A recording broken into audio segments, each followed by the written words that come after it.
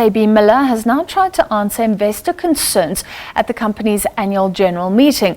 The prospective takeover by Belgium-based Anheuser-Busch InBev has come into question since the UK's pound dropped against the dollar in the wake of the Brexit decision.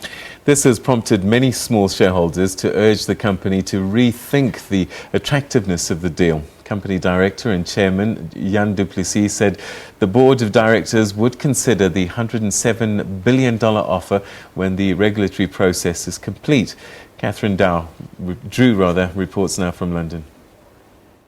SABMiller's annual general meeting has taken place in London, and this of course could be the last AGM as the company is in talks with brewing giant AB InBev, which has launched a takeover. Now, while that takeover wasn't on the official agenda, it did of course dominate the session, with shareholders asking questions, raising their concerns. One of the major concerns is that two of the largest stakeholders in the company, the tobacco firm Altria and also a Colombian family, that they together own about 40%, that they get a deal worth around £50 a share, whereas ordinary smaller shareholders have a deal which is worth around £44 a share. So there's some disquiet about that. Concerns were also raised about potential job losses amongst the 70,000 employees. What would those people do? Would they be encouraged into other avenues? And also there was sadness about the demise of this very historic company. Now, I spoke to many shareholders